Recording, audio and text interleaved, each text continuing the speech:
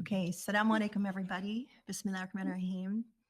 Um, I've really missed getting together in these gatherings, and so I feel so grateful and happy to be together again. It's been a difficult time. Obviously, everything changed October 7th. And here, as we stopped this programming, this Book of Illuminations journey, and everything else to really focus on, what was the genocide before us, something we've never witnessed quite in the same way. And I think that it left all of us changed in surprising ways. We see what this world is willing to accept. As Dr. Abul Fadl has said in the last two khutbahs of his, that we recognize that 2 billion Muslims in the world cannot stop a genocide. And we see, who is complicit, and even, everything about our world order has come into question in the legal structures. So it's been, such an eye-opening, painful, horrific time. And I think for us as individuals, it's, for me, definitely changed how I've understood my priorities and, what needs to happen. And I think all of us are sitting as Muslims wondering what's next, what's after Gaza, because, we in so many ways have hit rock bottom. And in our conversations here and in, communications that people have, sent to us, people are wondering what's the vision for the future and where do we go from here? And I think for me, here in thinking about Usuli and thinking about the things that we have to offer that are different than other organizations, what I'm always very proud of is I feel like what we talk about, what we question, what we cover is different. We try to be at the forefront. We try to create a culture where we can think out of the box and talk about things safely and touch topics that no one else is really willing to talk about, and do it in very honest and transparent ways. I think the people who appreciate that and follow us, even though the group is not, large, relatively speaking, they tend to be the critical thinkers and the people that are the early adopters, to use a technology analogy. And I think that for me, it's clear that that is what we are going to need as we think into our future and what the Muslim world needs to look like, and what we need to question, and how we need to have conversations, how we need to think about what really matters in creating our world. And, as we've been in these last, years, so engaged in the beautiful project Illumin Tafsir that Sheikh shared with us on a 3-year journey. I mean, I think for everyone here, it's really clear that everything has to emerge from a complete re-engagement with the Quran, and having it come to life, and having Muslims actually believe that the book of God has something to say to us in our time, that it's not just some archaic book. The people here have all heard me say this. This is my favorite, like cheerleading chant, and I get very, very passionate. But I want to present a few examples that I think really bring home my case. I'm not just sitting here as, the wife of a scholar, passionate about him, passionate about our project. No, this is something that is so meaningful for all of us, and for now our future generation, our children, our children's children. And so at first I want to call out the really brilliant khutbah yesterday given by Cheyenne Parsai, our researcher, resident researcher, who I'm so proud to say, in this time that we've been kind of offline, he made the very monumental decision to leave his practice as a lawyer and dedicate his time to what we do here. And I think that if you take the time, you really have to take the time to go and listen to his khutbah from yesterday. I was listening to it again today, had a chance to really focus. And, Cheyenne was brilliant already as an individual before before the Tafsir project. But he went with us through this journey, as did everyone here. And I think that what he presented yesterday is proof of how this is the way forward. His tafsir, or his khutbah, excuse me, is called Taqwa, the front door, the guidance through the front door. Sorry, I might not have the words exactly right. But in it, he takes us through the meaning of taqwa.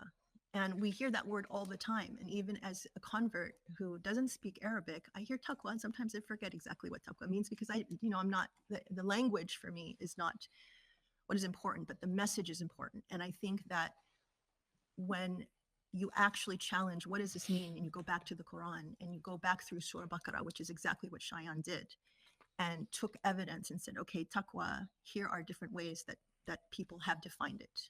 God consciousness, fear of Allah, preventing harm, and going through different examples. And then he walks us through Surah Baqarah. He says, this is the first surah where we have a lot of legal commandments, but why? Why do we have these legal commandments? It's for God consciousness and to help us with piety.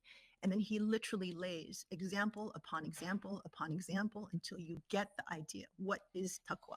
What is the point of taqwa? And do you need taqwa to even understand the Quran? And then what is bir? Bir is the idea of righteousness and piety. And what is the relationship between that? So he walks us, he brings the Quran, Surah Baqarah, to life in an example. This to me was exciting because it was reliving our 3 years at the tafsir.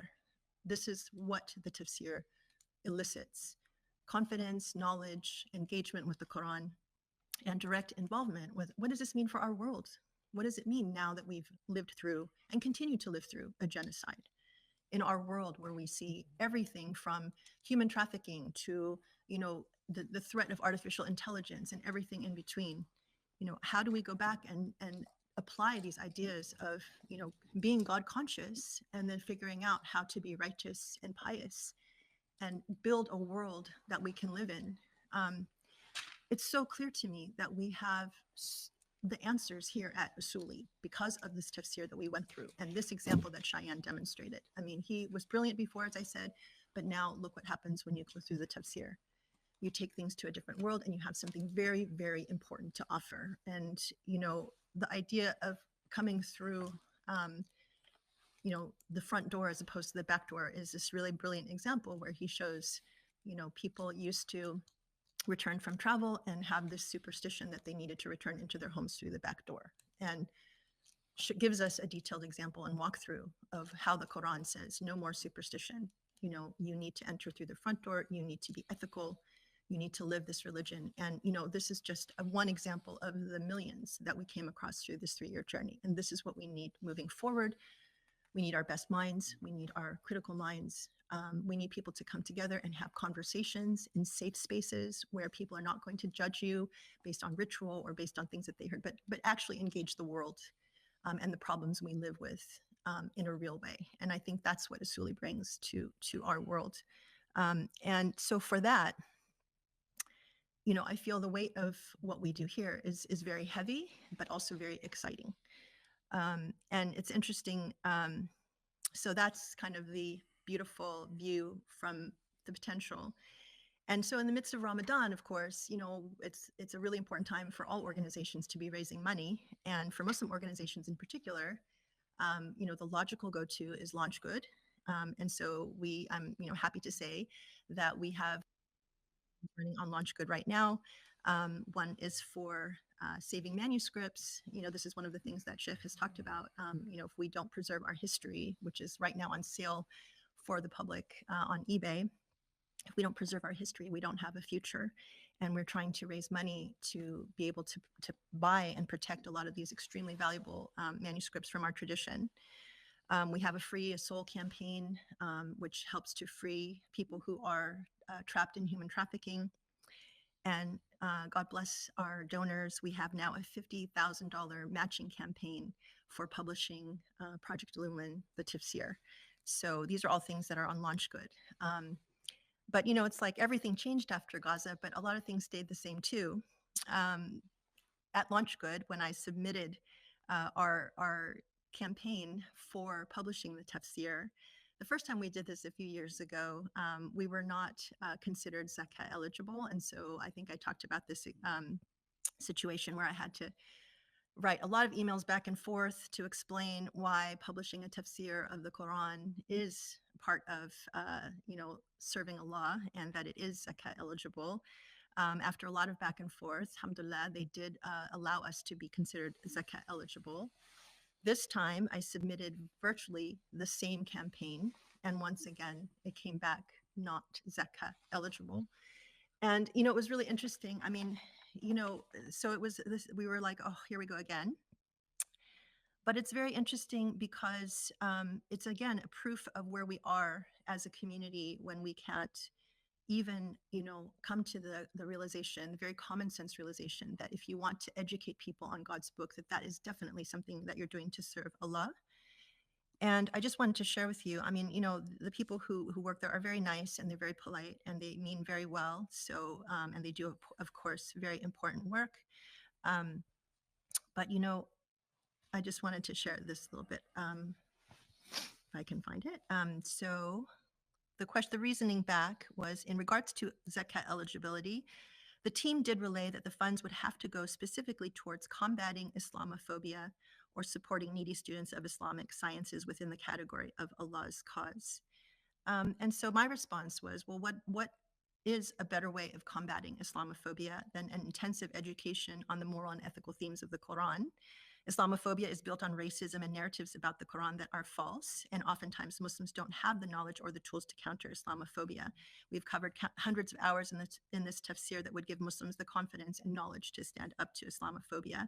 We have the premier scholar of Islamic law as our founder. He understands God's law and zakat. But please tell me, how else do you combat Islamophobia than education? I mean, I really, you know, started thinking about that. Like, how else really do you combat Islamophobia? So what would qualify under their zakat policy? So I threw that back and he gave me a thumbs up. So at least he listened, even though he's not a decision maker.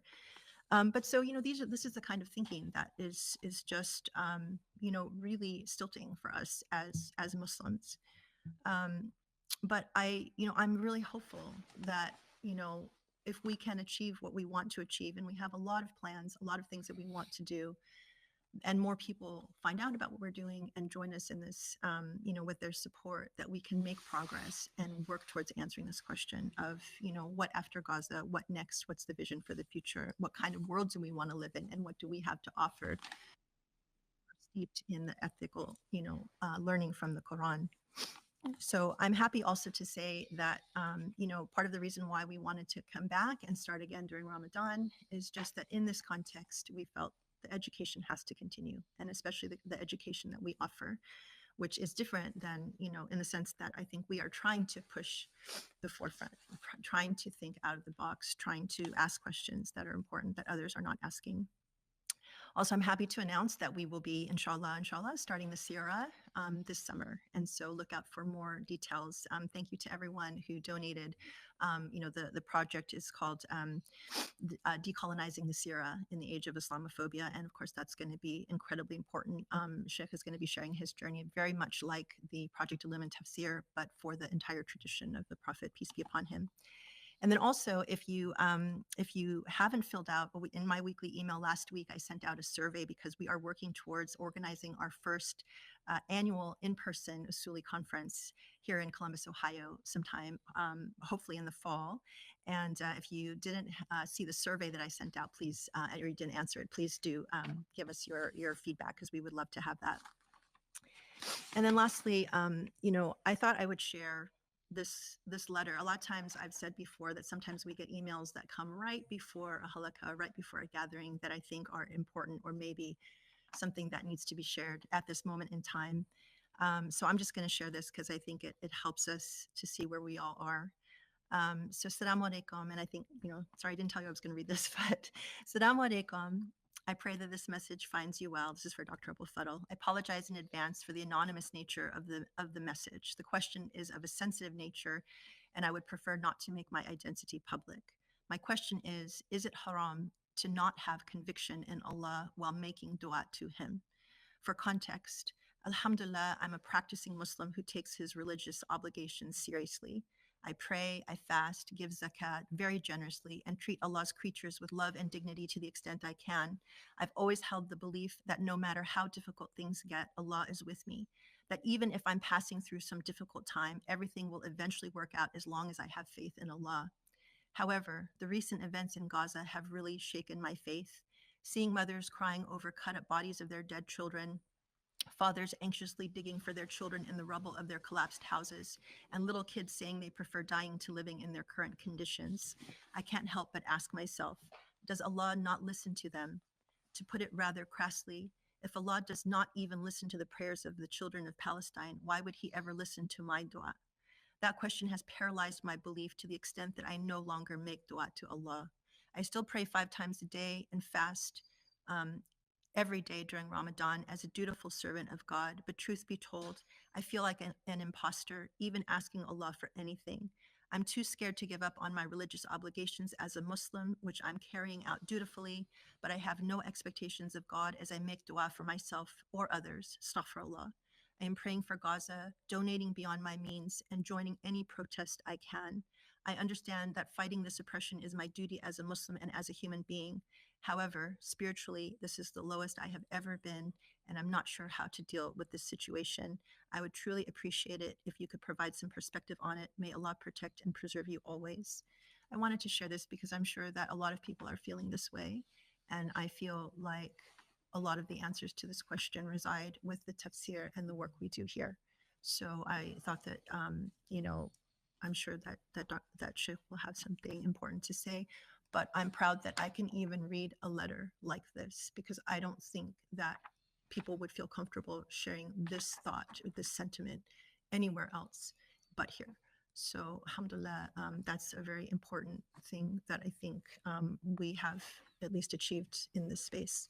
So, thank you so much for joining us. I'm so happy to be here again, and I'm looking forward to an amazing session. And see that.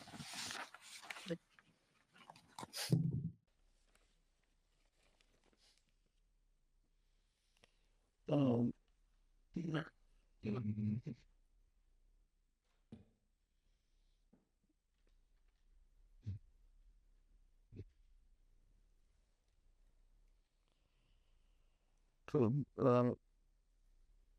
بسم الله الرحمن الرحيم.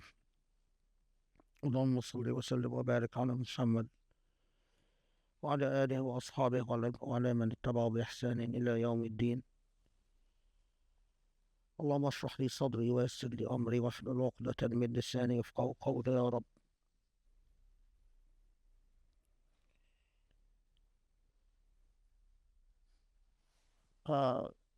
Yesterday I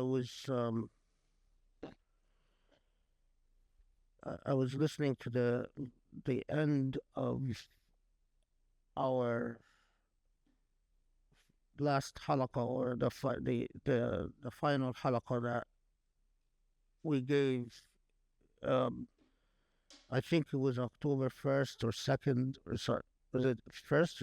First, yeah. So a few days before Gaza, and of course, at the end of the halaqah, I was finishing principle 59 in according to some of their, because as you know, the counting varies from one book to the other. But basically, it's the beginning of chapter 7, in according to most prints, aphorism number 60. That's where we left off, and the beginning of a new section in the book that focuses on tama, or avarice, or greed. But as we'll see in this context, tama means something quite specific in Sufi discourses generally, but especially in the discourse of Ibn Ata.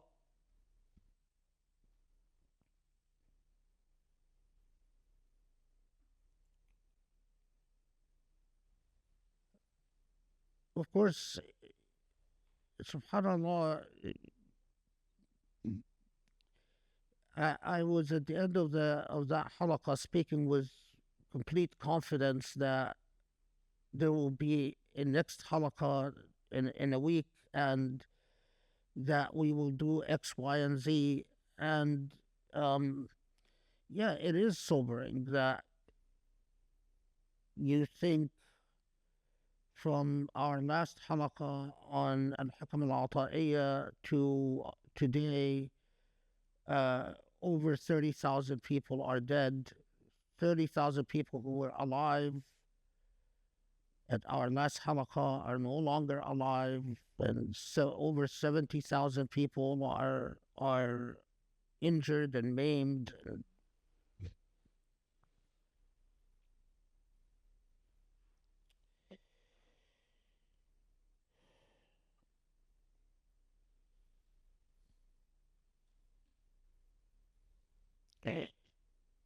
I think the question that was raised,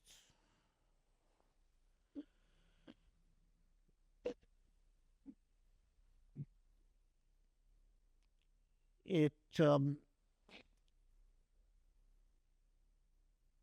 it points to something that is quite common among in our human psychology, and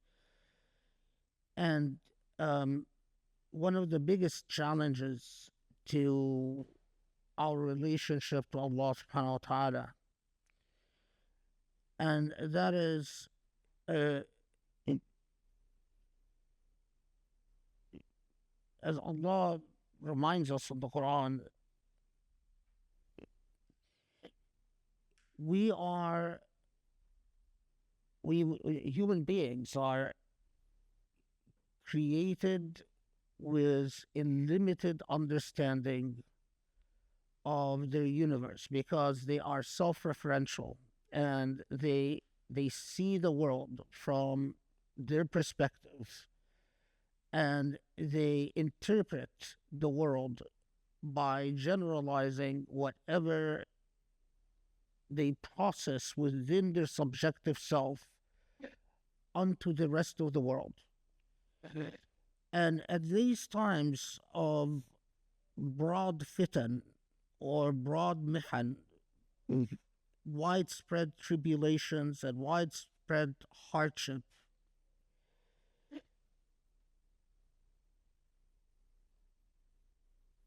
the natural tendency is to see an absence of God in these tribulations, because of the fallacy of always assuming that why doesn't God do something to prevent the calamity or the disaster or the tribulation?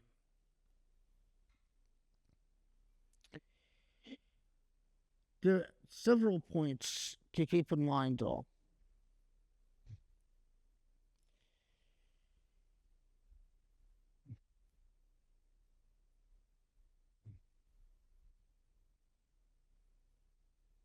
Recall how often Allah reminds us that this is not the real life, that our existence on this earth is dar ikhtibar. The very purpose of our presence on this earth is not to live and to enjoy, but to prove ourselves for a life yet to come.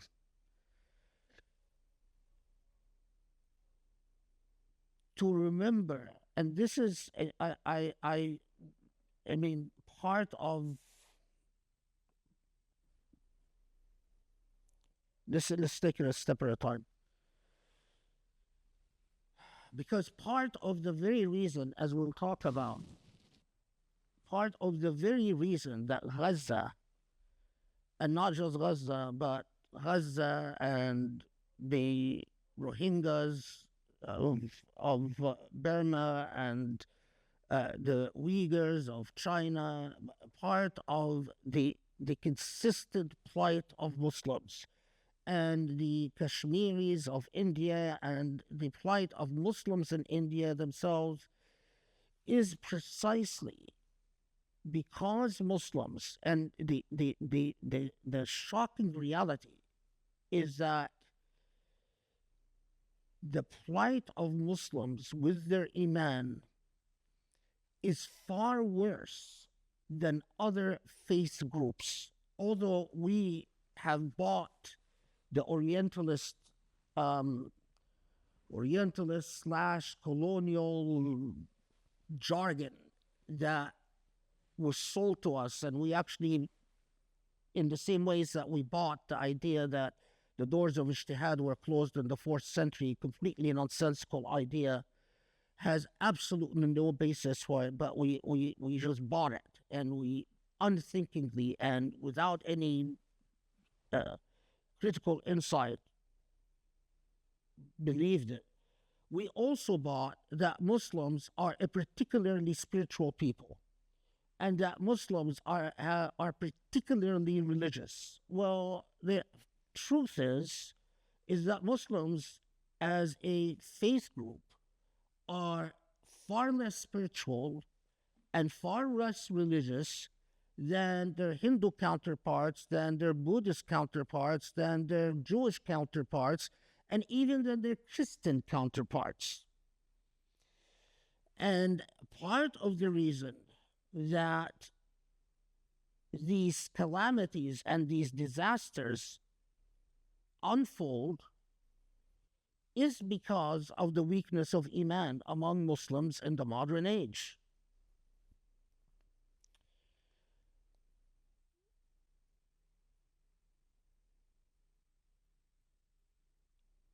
If you,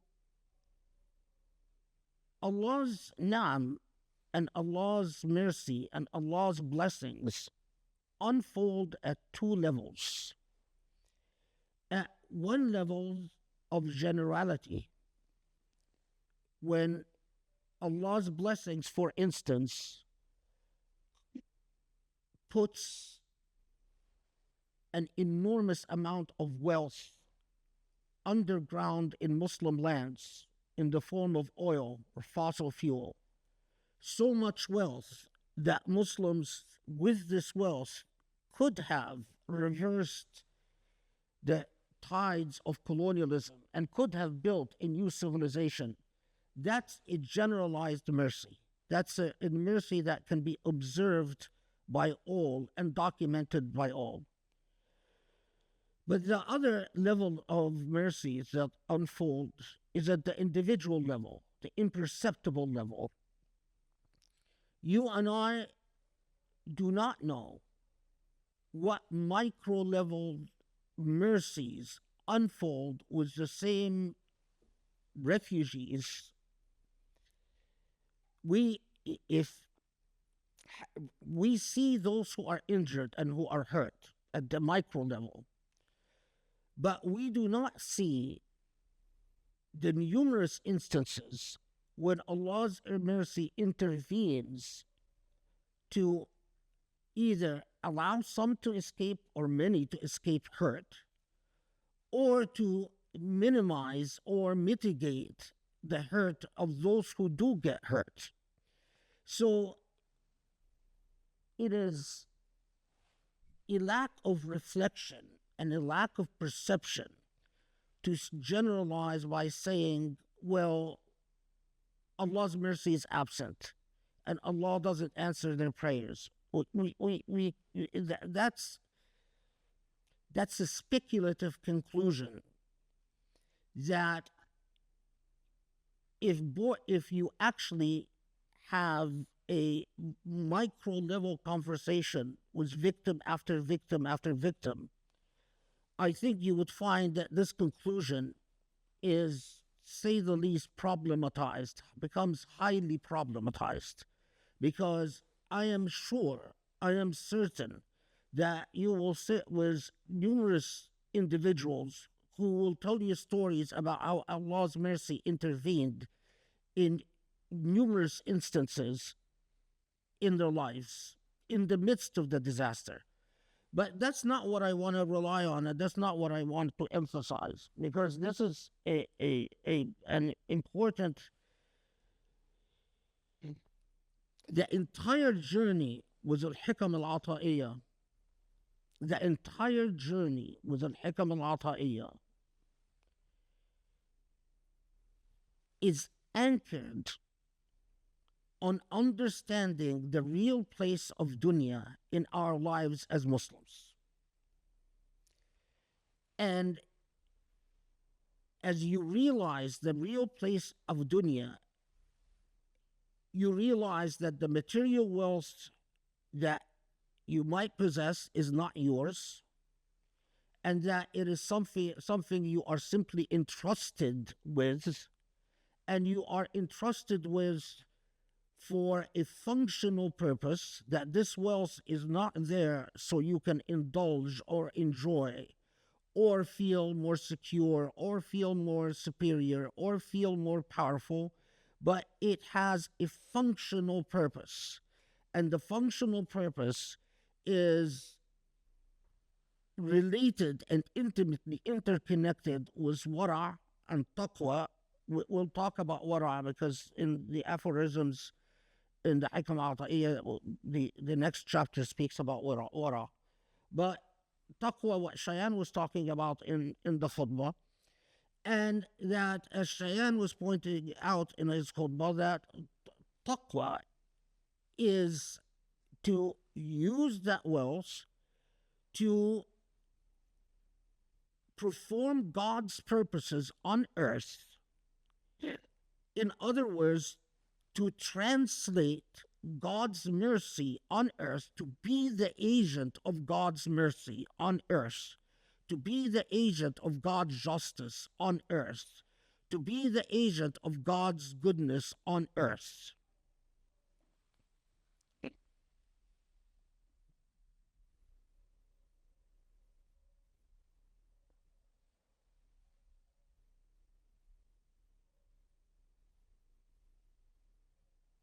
Now,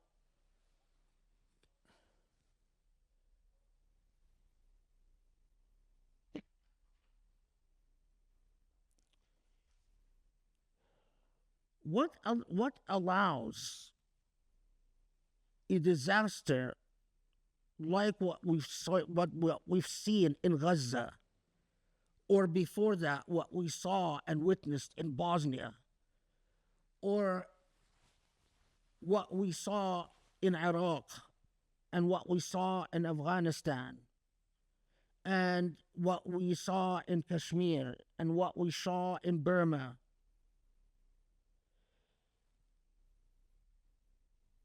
If you were just irrational, if remove God from the picture and just pretend to be a rational agent and a student of history who are using just your rational faculties, and you repeatedly encounter a people who are repeatedly abused, repeatedly defeated, repeatedly conquered, repeatedly oppressed, repeatedly subjugated, and you, as a rational agent analyzing the situation, when you see that there has been for centuries and repeated patterns of a people being subjugated, abused, dominated, what would a rational agent think? Would a rational agent say, this is a curse placed on these people by some super paranormal power? Or would a rational agent say, what is wrong with the way that these people govern their affairs, handle their decision-making processes, in other words, exercise their willpower and the exercise their determination of their own fate, that there are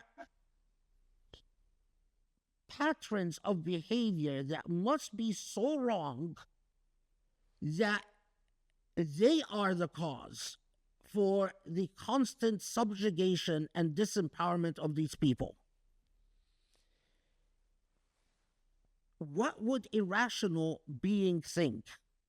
Would irrational being think that the reason Muslims have been repeatedly dominated and subjugated and abused is because of some supernatural curse placed on them?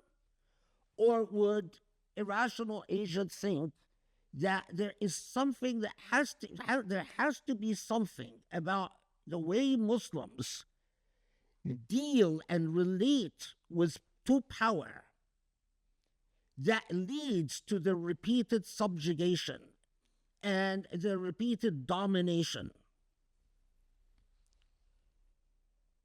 Irrational agent would clearly pick the second. If you are a superstitious person, if you are like the people who, in Surah Al-Baqarah, believe that you enter the house from its back when you come back from Hajj, or you come back from visiting the Kaaba, that you must enter your house from the back, you're a superstitious person. And we all know what the Quran says about superstitious people. The Quran anchors you in a relationship to your world based on rational measures. And Allah repeatedly tells you that Allah will help you only if you help yourself, that Allah is with those who stand up for justice, even if it's against themselves, or in fact, what is expected is that their stand towards vis-a-vis justice, and that their relationship to material things is a relationship of sacrifice and jihad. Allah tells you this repeatedly, again and again and again and again in the Quran.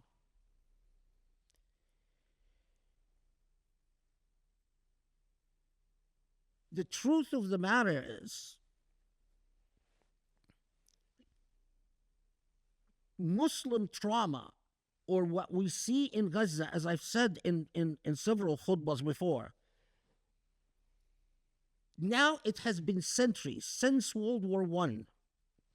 And Muslims have repeatedly, and this is just one little slither of an example, Muslims have repeatedly, since World War I,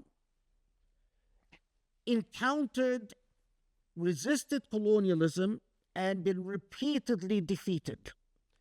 And Muslims have experienced, and again, I emphasize, this is just one example, Muslims have repeatedly encountered the fact that they keep getting defeated because of this new element in warfare that Muslims simply do not, and not just Muslims, but also colonized people in Africa, especially, and parts of Asia, the invention of air power.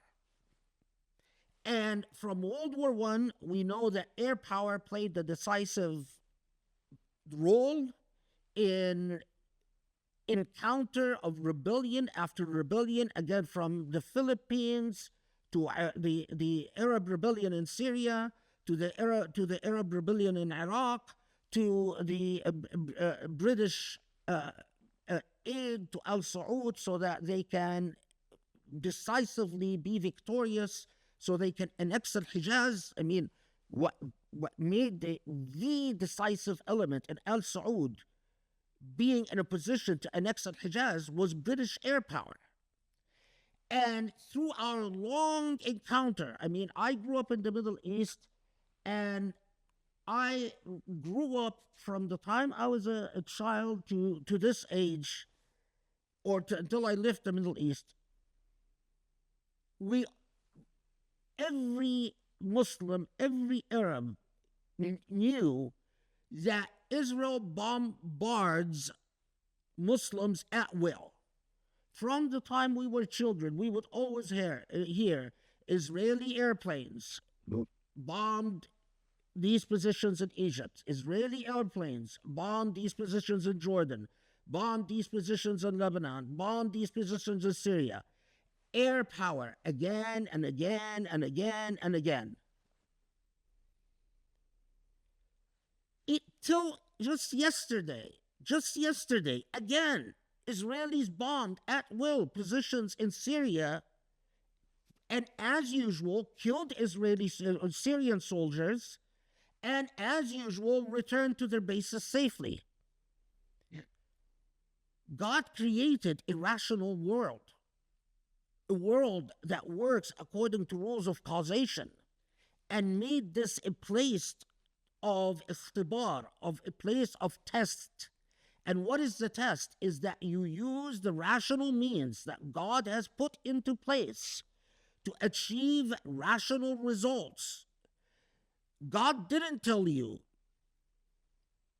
expect miracles from me. God told you the age of miracles is over. And God told you, you are not Prophet Muhammad, so I'm not going to come and put all the assassins to sleep so you can sneak out of your home. God told you the age of prophecy is over and the age of miracles are over. And if you want to pass the test on this earth, you must use rational principles in order to pass your test. So go back to this. So since World War II, so we are talking from the beginning of the 20th century to now the 21st century. And Muslims collectively have not created a single solution to the instrument of colonial superiority, the tool of colonial superiority, and that is the role of air power.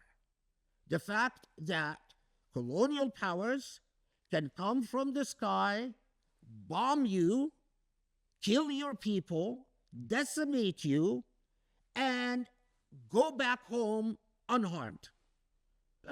And as I said in the khutbah before, think about what would be necessary to come up for the dominated, subjugated, colonized people to come up with a solution to that instrumentality of domination. Well, you need a great deal of science. You need a great deal of science to be able to figure out how to render that airplane that has progressed from World War I to World War II to the Phantoms. When we were growing up, it was constantly American Phantoms that were bombing Arabs and Muslims at will, to today the F-16s and whatever else, the French Rafales, whatever, it doesn't matter. But you need a great deal of technology. But in order to have a great deal of technology, you need managed wealth that spends money not on prostitutes in France and Britain and palaces and boats, but spends money on technology and research. How are you going to get money spent on technology and research unless you have proper administration, proper administrators, proper rulers? How are you going to get proper rulers that invest money in technological research unless you have justice? Put differently,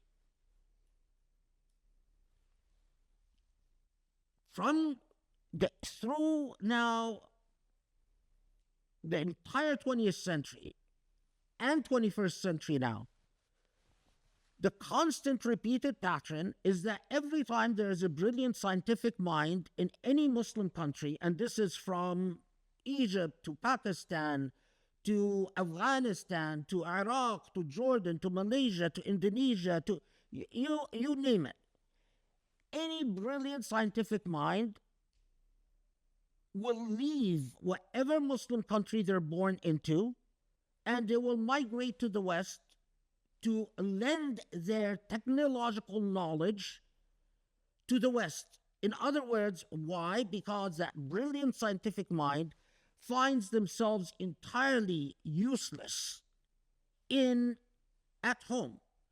That brilliant scientific mind finds that their talents come to no fruition back home. Why is that? Because Muslim homes lack justice. They are not societies that are justly run, even relatively so that I, as a brilliant scientist, will find that people are not suppressing me or demeaning me or degrading me. That's the very common pattern, is the wasting of talent in all Muslim countries. Or that, in fact, that I will in fact get funding for my research, and that people will actually, those who rule over me are not some ignorant army officers who have basically a high school level education, but are in fact people who can understand the value of scientific invention and scientific knowledge. Point is, it is a cop-out to say to God, it is your fault. God gave us the instrumentalities to fix our situation, to fix it so that, and we could have avoided Bosnia, as we could have avoided what's happening to the Uyghurs, as we could have avoided what's happening to the Kashmiris, as we could have avoided what's happening to the Rohingyas, as we could have avoided what's happening to the Gazans. But the Muslim faith is weak. And Muslim faith is extremely weak. And proof of that, look at the way Muslims spend their wealth. Even when we get away from countries that oppress us and jail us, even when we leave countries like Egypt and Iraq and Afghanistan and Syria, and we settle in the West, does our capital suddenly become brave? Do we suddenly spend money to serve the causes that we must serve? I am here to tell you that Muslims are the stingiest group of faith group around. Compare the way Hindus spend on their cause to the way Muslims do not spend on their cause. Compare the way Ismailis, as a subgroup, spend. Compare them to both Sunnis and Shia, although the Shia are relatively a little bit better, but not much better. Compare the way Jewish families spend on their cause. What Muslims do is stay safe. They build mosques. Every rich Muslim I've met was at the same time a coward, thoroughly a coward. You come and tell them spend on anything with an actual meaning, an actual cause, and they run away from you. This is what keeps me awake at night. I can't blame God for Gaza. If I could blame God for Gaza, I would feel better. I would say, God did it, and it's God's business. But the truth of the matter is, no, I grew up in our societies, and I know how being cowardly and being selfish and being self-centered it's literally fed to you in your baby milk.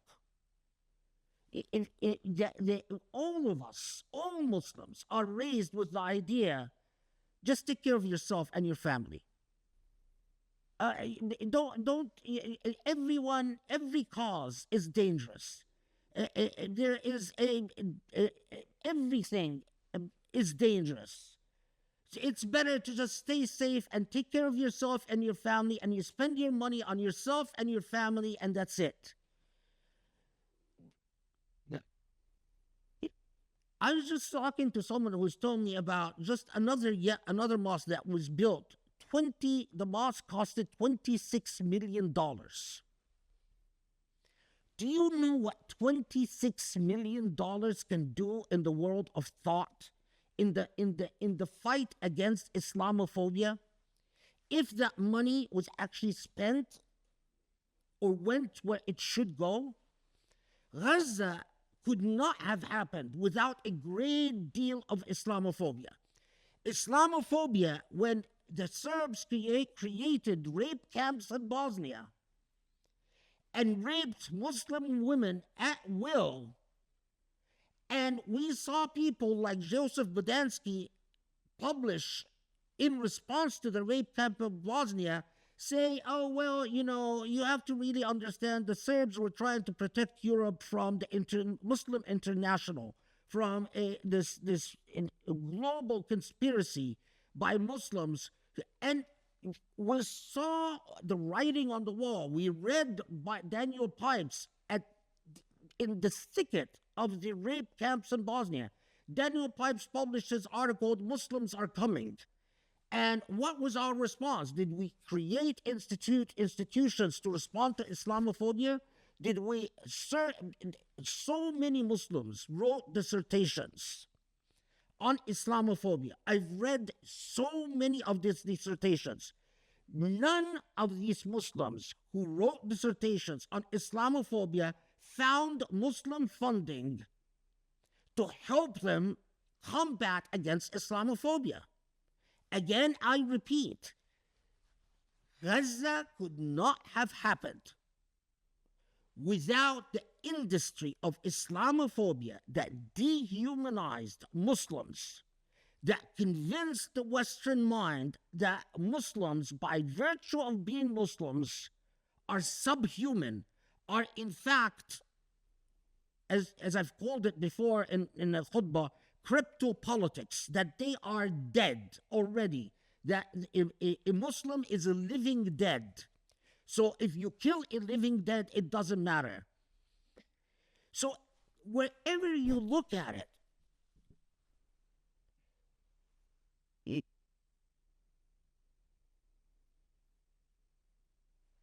for Allah to have prevented Gaza from happening, Allah would have to change the whole rules of creation. Because despite our cowardliness, despite our lack of iman, I mean, look,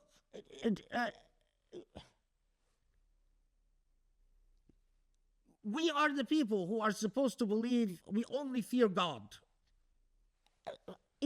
In all honesty, how many of us really only fear God? I can tell you, so many wealthy Muslims will not give money to what they know is right just because they want to remain in favor with the Saudis, or just because they don't want to upset the Emiratis, or just because they're afraid that maybe perhaps they're going to get into trouble with the FBI. So they rather keep completely neutral and completely safe and put their money in building more mosques, and that's it. Educating little children. But come and say to them, put money in a strategic think tank manned by some of the best minds around that can actually have an influence in Washington, D.C., and they start playing games with you about how much control they have, how much censorship they get, or the one that I love. We want to support entirely neutral content. That's why Gaza happened. anyone tells you I want to support entirely neutral content, it, it is part of the disaster of how Gaza unfolded. So again, we have been sitting around time and time again. Now we are living through Gaza. But our grandparents, our great grandparents, all sat through and witnessed the way that the Ottomans were slaughtered, the protectors of the Khilafah were slaughtered by British air power and Al Saud and Hashimi fighters, Arab fighters, who went to bed with the British in order to destroy the Khilafah. A huge sin. The bill for that sin has not been paid yet. To our day. Today is Gaza, but our great grandfathers witnessed the rebellion in Iraq when British airplanes, after the Iraqis initially was victorious and initially pushed away and defeated the colonizers, British air power came and mowed down Iraqis from above, and the genocide committed was so shocking that I have read articles from the 1930s of Muslim intellectuals saying, we've learned a lesson. We have to invest in science so we'll have a response to British air power because we were victorious and our fighters were braver and this and that. And yet we were mowed down and defeated and massacred because of British air power. Well, have we created a solution to this? Was in the 1930s. And you have Iraqi intellectuals saying, oh, we've learned our lesson. Muslims must now figure out how to neutralize that devilish weapon of air supremacy or air superiority or whatever they call it. Has it happened? It got worse and worse through our entire encounters with Israel. It was always air power.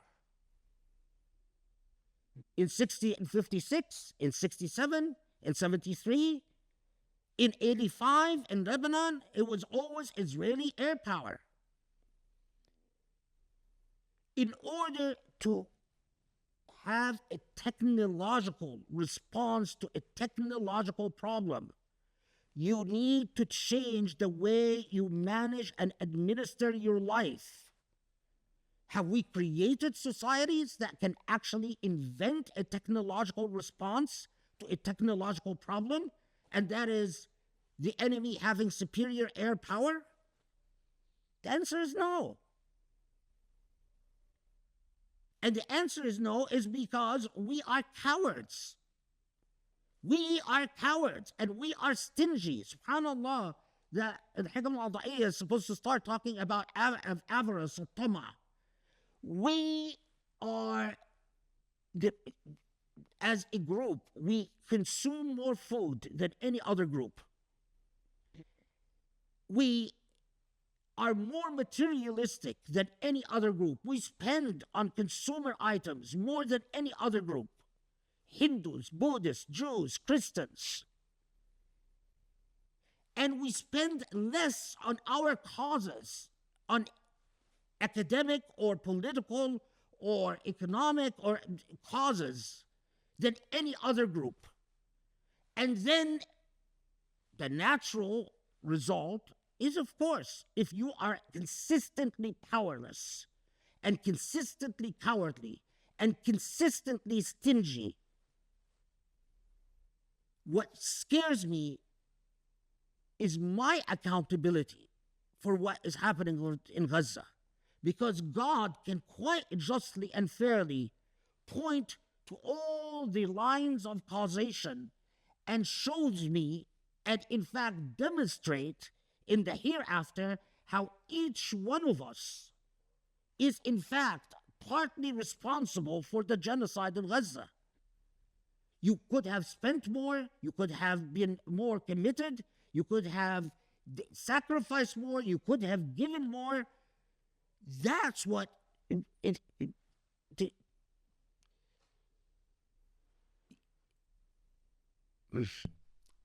it's an easy cop-out. It's an easy cop-out to say it's God's fault. And to say, yes, it's horrible. Yes, the imagery doesn't exactly put you in a mood to spend a lot of hours worshiping or doing dua. Yes, but in my heart, I know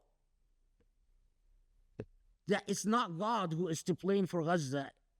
It's me and my fellow Muslims, and I see proof of that every single day, as I see how cowardly and how stingy and how materialistic Muslims are and how selfish Muslims are, and that's the honest truth. How else? Over 100 million people in Egypt.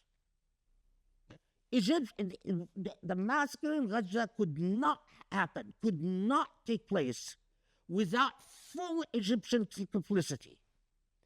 And yet, over 100 million Muslims in Egypt, the country of Azhar, sits around knowing fully well that Egyptians, in order to allow Gazans, injured Gazans, to leave Gaza, charge $10,000 an individual. If you are wounded and you want to leave Gaza, you have to pay the Egyptian military $10,000 on a head.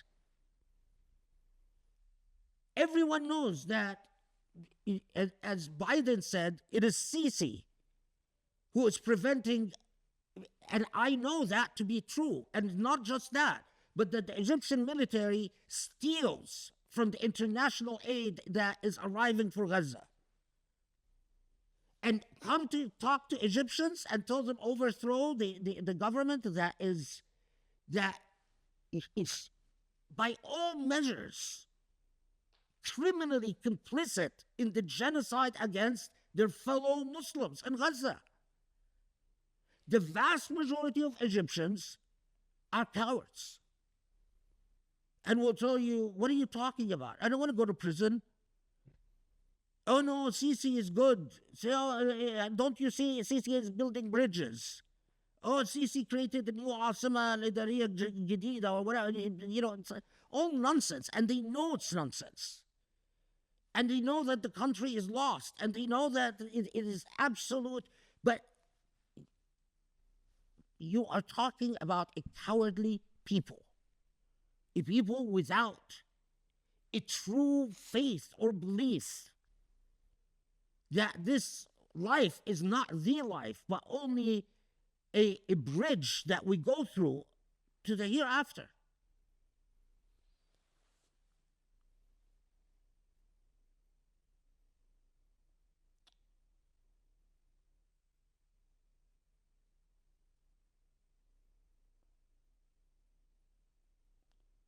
You want a way, and I don't regret spending a lot of time on this, because I know that this is something that has impacted all of us. I mean, but instead of thinking of, because I can sit here and rattle off all the ways that God has given us numerous opportunities and numerous forks on the road where we could have the Arab Spring being one of them, where we could have made a huge difference. The wasted resources with all the oil. I mean, it took a great deal of idolatry to create an MBS, and a great deal of idolatry to create an MBZ, And MBS or MBZ weren't born overnight. It took a great deal of hypocrisy and idolatry and cowardliness and stinginess to create such remarkably decrepit rulers. Same thing with Egypt. You started out with Abdel Nasser, Sadat was worse, Mubarak was worse, and then Sisi is worse than all of them put together. That's the nature of, and that's how God's rules function. God doesn't give you the worst right away. God tests you. But as you fail, you reach another lower rung of hell.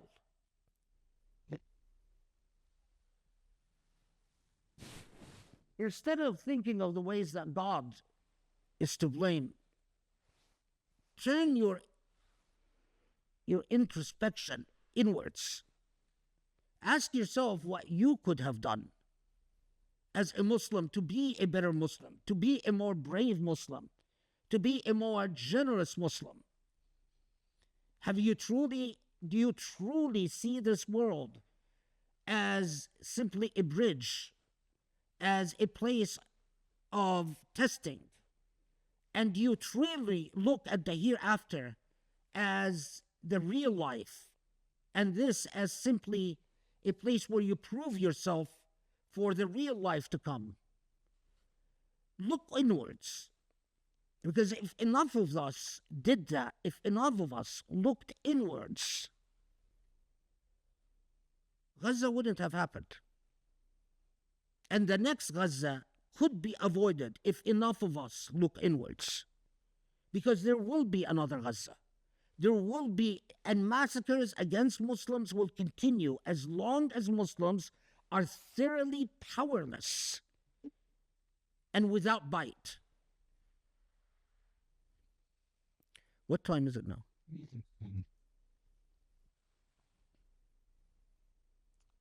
Well, it was important to address this from the beginning because, yeah, it is. I mean, as I sit, you think of every day. You see the way that Palestinians are in desperate. I mean, yesterday a shipment of flour was delivered, and a shipment of flour that in first time in 4 months, and yet it's a drop in the bucket. And you think of the fact that Muslims have the power to cripple this globe financially.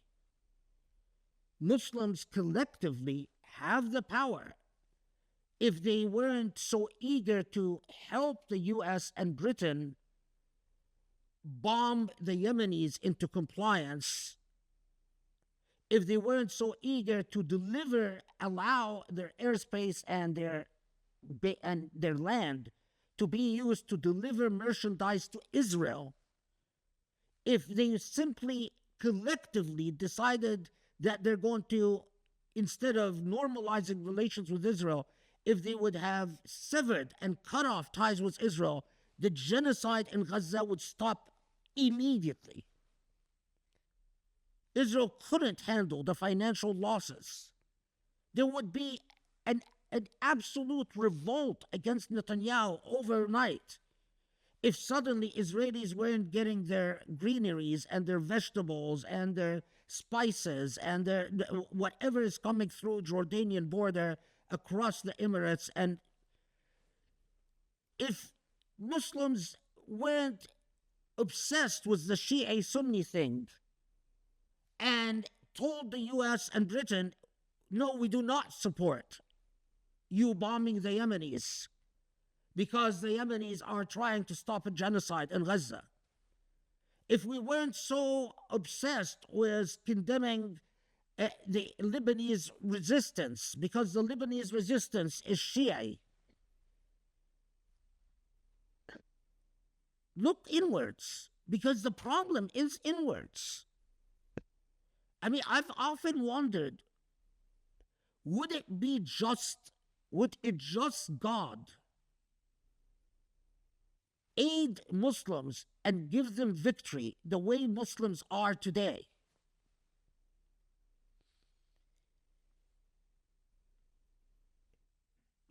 People who have allowed themselves to be ruled by the likes of MBZ, someone who is beyond any doubt hostile to Islam. Clearly, MBZ and his government do not like the Islamic religion. But the same can be said about MBS and about Sisi of Egypt. The amount of people who have been allowed, while Azhar is banned from speaking or defending Islam on public TV, and all media outlets are owned by the Egyptian military now, every single day, numerous secularists are allowed to attack and criticize Islam, the Prophet, the Sunnah, even the Quran, without limits. And all Egyptians know that. And they know that this has been going on now since 2013. That someone like Ibrahim Isa sits there and attacks the Prophet, attacks the Quran, attacks the Islamic tradition, attacks Islamic history. Nawal Saadawi, before she passed away, was allowed to, while Muhammad Imara is banned and Sheikh al-Azhar is banned from appearing, all those who basically are constantly trashing Islam are allowed to appear on the media outlets owned by the Egyptian military. And all Egyptians know that. And nothing. A cowardly people.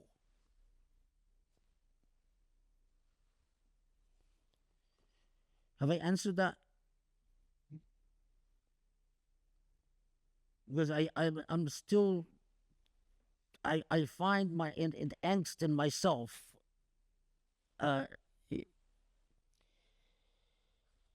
We have betrayed our faith, and I'll tell you what I think.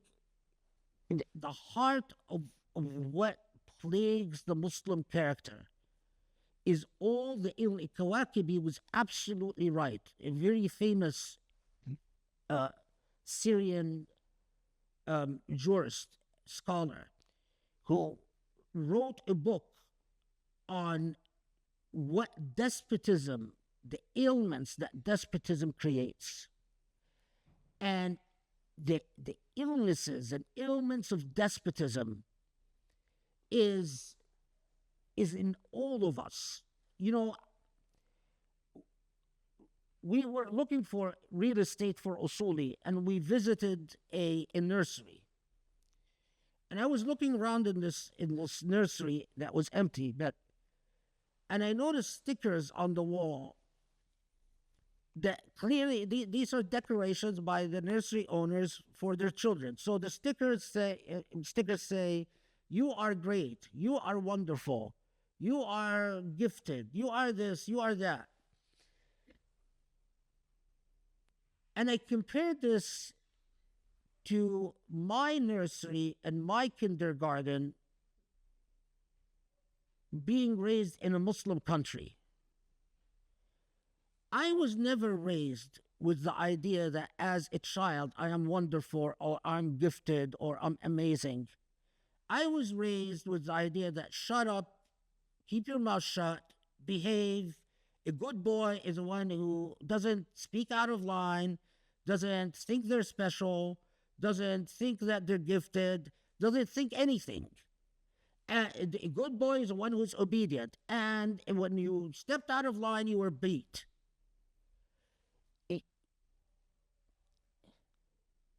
We have to simply smell the reality. Cowardliness and fear were encoded in my nervous system as I grew up in a Muslim Arab country. Why was it that in the age of discovery, while Muslims increasingly shrunk inwards, the Europeans were going sailing all around the world, colonizing the world, but they were the adventurous ones. The notion of you die for glory became anchored and ingrained as a part of the European character, that glory is worth dying for, while Muslims were being taught to walk next to the wall and just be safe and avoid trouble. And that's precisely the psychological characteristics of a despotic society. You are raised by your mother and your father, but mothers especially, be safe and just walk next to the wall and don't create problems. And, just don't ever let anyone know how much money you make, how much wealth you have, because they'll ask you for money. If anyone knows that you have money, then they'll ask to borrow money, or they'll ask for help, or they'll ask for donations. And your money should be spent on you and your family. And that's it. We're all raised with this. And we just never honest about it.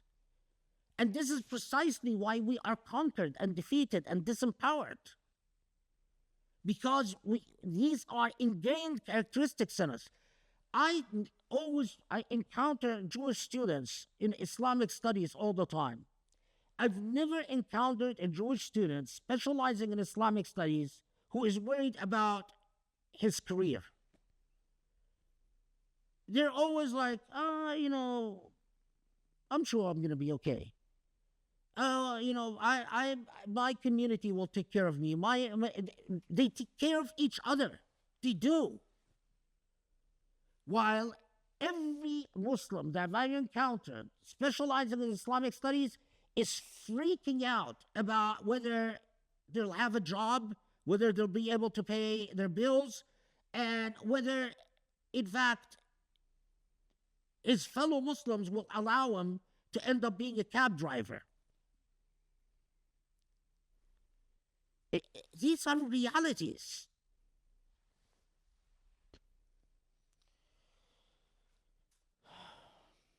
Okay.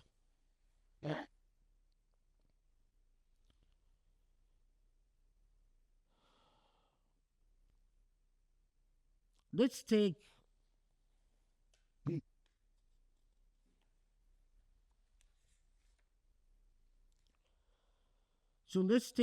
we finished section 7 and we finished section 6 and beginning section 7, which focuses on, I think the best way to put it, on relations to material things.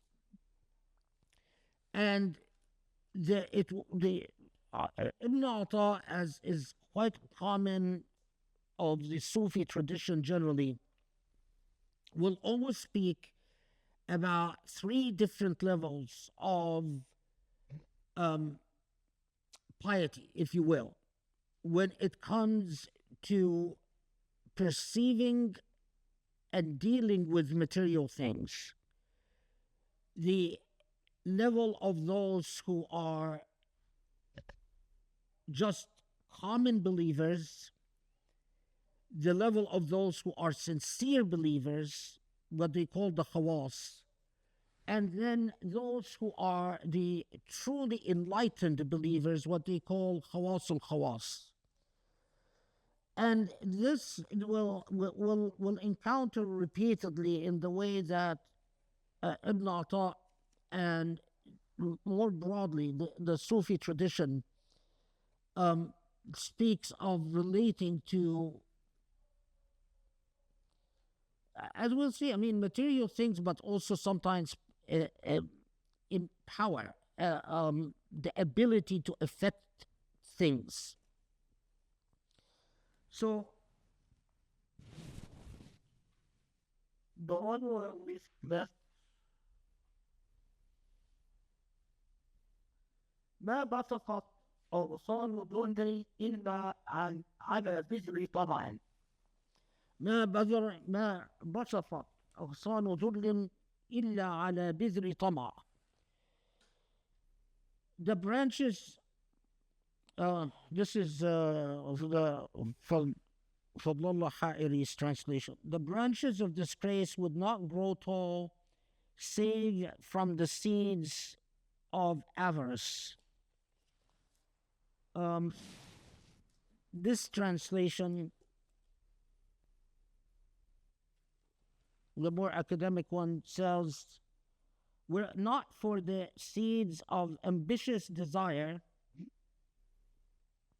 the branches of disgrace would not be lofty. I mean, both are right, but the nuance is a bit lacking.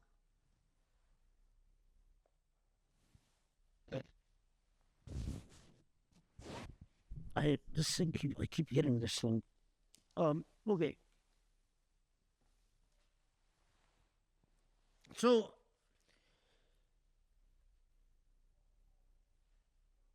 أغصان ذل, it's not exactly disgrace, but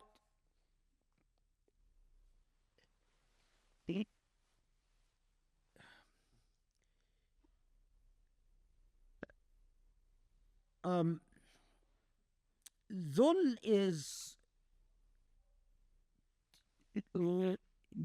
being in a position of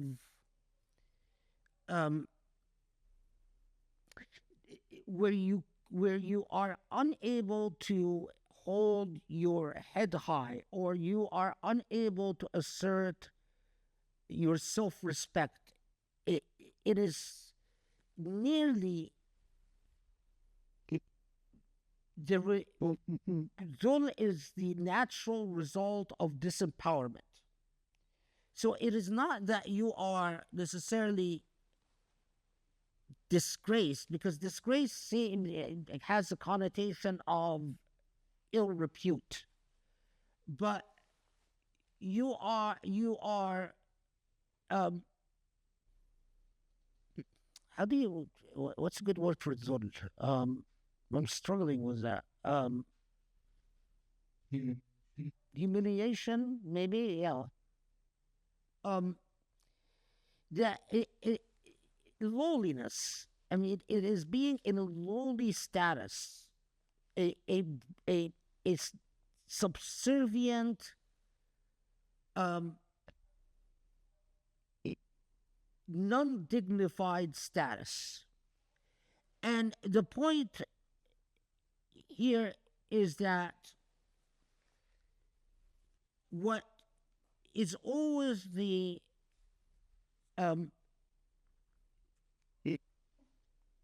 what is always the hook for a sense of lowliness and a sense of lack of dignity is because you covet something. And it is the fact of coveting, of desiring a material thing, that is constantly the hook for that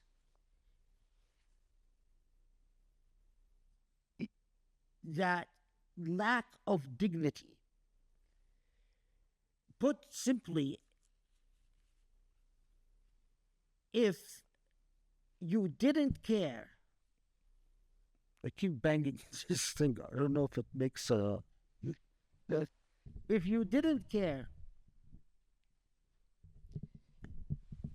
it wouldn't make a difference. The Prophet ﷺ in a hadith that is mutawatir tells us لا يحل لمؤمن أن يذل نفسه, that it is not permissible for a real Muslim, a mu'min, a believer, to humiliate or degrade himself or herself.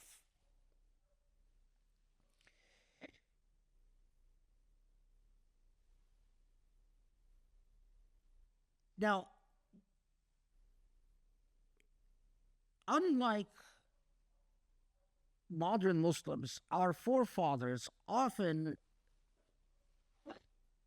reflected upon what ultimately causes a Muslim to, in fact, be in a position where they are suffering self degradation or a sense of lowliness. And especially in the Sufi tradition, there is a very heavy emphasis on the idea of an istighna. And an istighna is to discipline yourself to be without. That if you do not, in fact, covet, if you do not desire after something, then the very reasons for being placed in a position of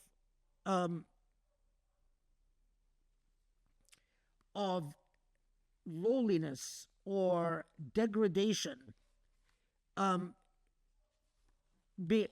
is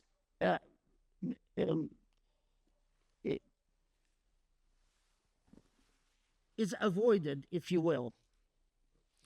So let me just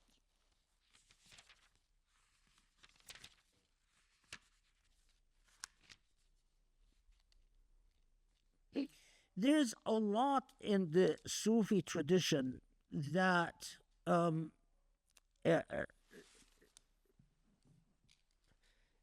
that tries to materialize and to underscore and to internalize this idea that the cause of all evil and the cause of all weakness, and subhanAllah, I wish we would, as the Prophet ﷺ has, when the Prophet ﷺ tells us that there will come a time and that where the all nations will that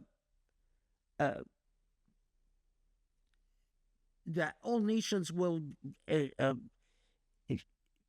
treat Muslims like people eating a dead sheep, when a cooked sheep. تتكاتل الأكلة على قصعتها. That Prophet told us there will be a time when Muslims become so weak that all nations will basically be eating at the carcass of Muslims, and as if Muslims is a dead carcass, and all nations are just eating away at this dead carcass. And when the Prophet is asked, is it because we are few? Is it because our numbers are few by then? And the Prophet ﷺ answers that no, it's not because you are few, but because you have been inflicted by the disease of hubb dunya, by loving worldly life. In other words, that element in Iman that makes you look at this life as simply a transient bridge, a transition to a permanent life or a more permanent life, is the thing that weakens in you.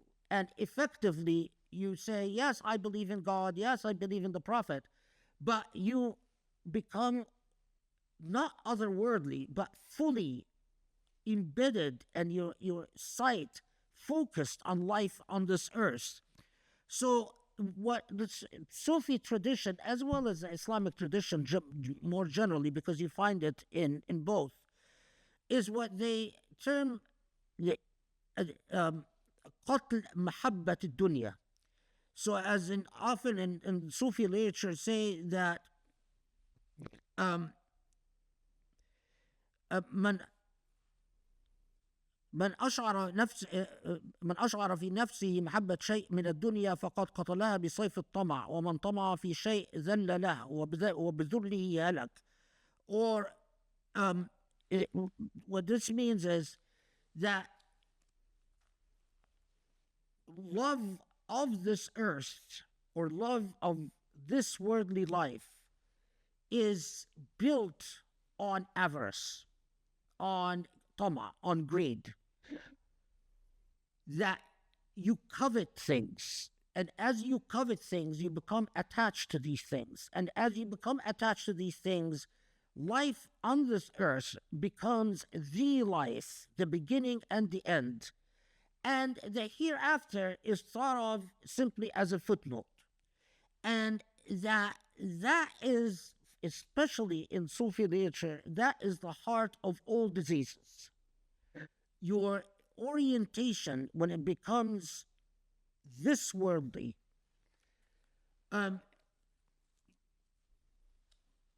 spiritual progression becomes also impossible if that, in fact, if avarice and coveting, desiring things in this earth is not neutralized within you.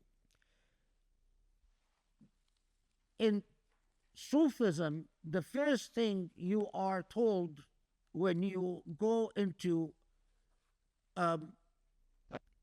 when you're learning the practice of wird and you want to achieve maqam al-mushahada, you want to achieve that experience with the divine, is that you are told your heart has to be emptied of attachments to this life. That any attachment to this life is an impediment to achieving a status with God would reveal to you a reality other than this life. That coveting this material world, the more you covet this material world, the more the hurdles and the impediments there are to seeing anything but this material world. So it is drilled in you that it is not the wird or how much wird that you do, and it doesn't matter how much wird you do. Wird is the amount of zikr or supplications and prayers that you do. You can do supplications and prayers for hours and hours and hours, and you achieve practically nothing. What is a preliminary step is exercising the love of this world or the coveting of this world from your heart. To the extent that this world is in your heart, then there are hujub, there are veils. And the veils are veils of cowardliness, of necessity. Because you are coveting, you fear denial and abstinence. You fear being denied what you covet, or you fear being denied what you desire. And it is that fear that is the greatest impediment to Iman. This is what they call istighna, that you teach yourself to,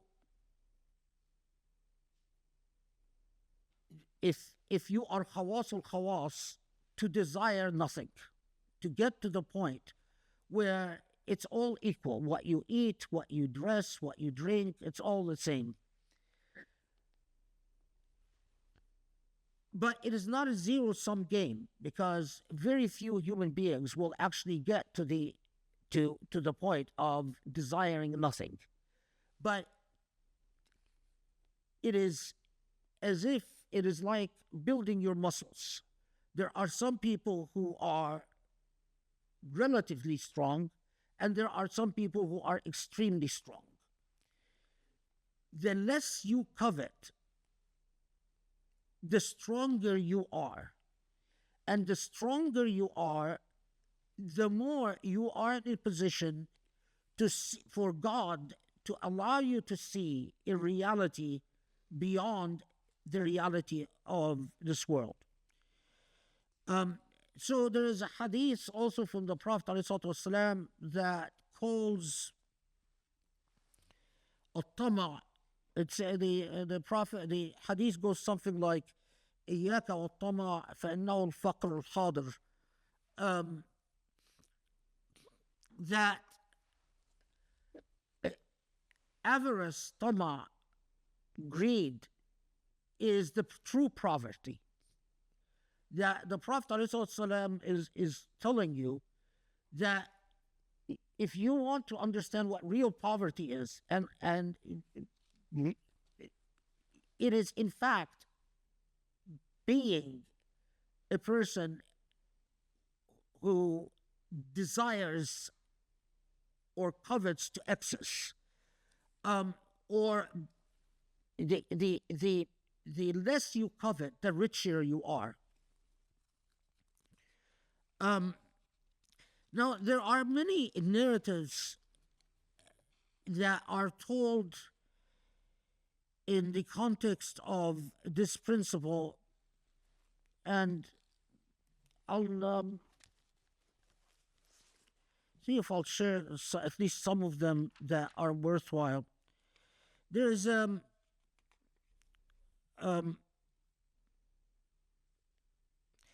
I should also tie another one of the things that you are taught also in this context. No, Izzah is dignity and honor, being dignified, and is to have Izzah. And Sufi literature is, well, let me say, theological literature in general emphasizes Izzah, or dignity and honor, as a necessary quality for any person with Iman. Izzah is separate and distinct from arrogance. Izzah is not arrogance. Izzah is to have to refuse to degrade oneself to anyone but God, or to refuse to humiliate oneself to anyone but God, or to refuse to be lowly before anyone but God. Izzah is part and parcel of the character of a Muslim.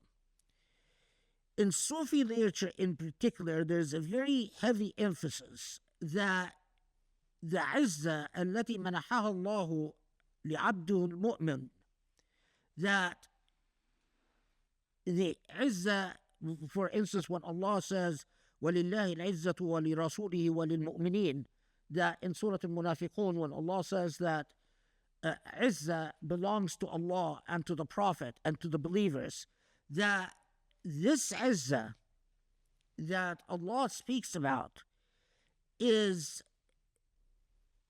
in fact the rejection of Tama. Why? Because Tama, avarice, greed, will inevitably lead you to Zul, will inevitably lead you to humiliation. By coveting things, what you covet becomes the very instrumentality for your degradation and for your lack of izzah.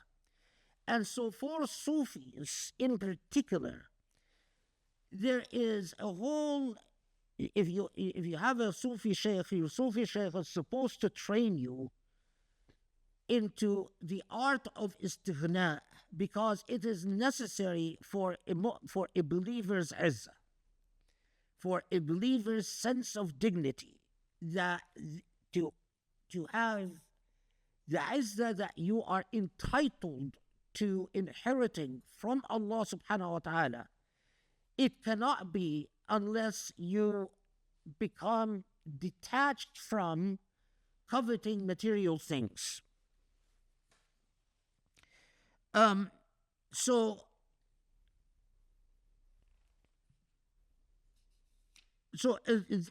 concepts of izzah, zul, and istighna are critical, all critical around this principle, which according to some texts is 59 or other texts is 60. Now, الاستغناء وعدم الذل والعزة, all these three, we said istighna is abstinence. Zul is degradation or lowliness, and the avoidance of degradation and lowliness.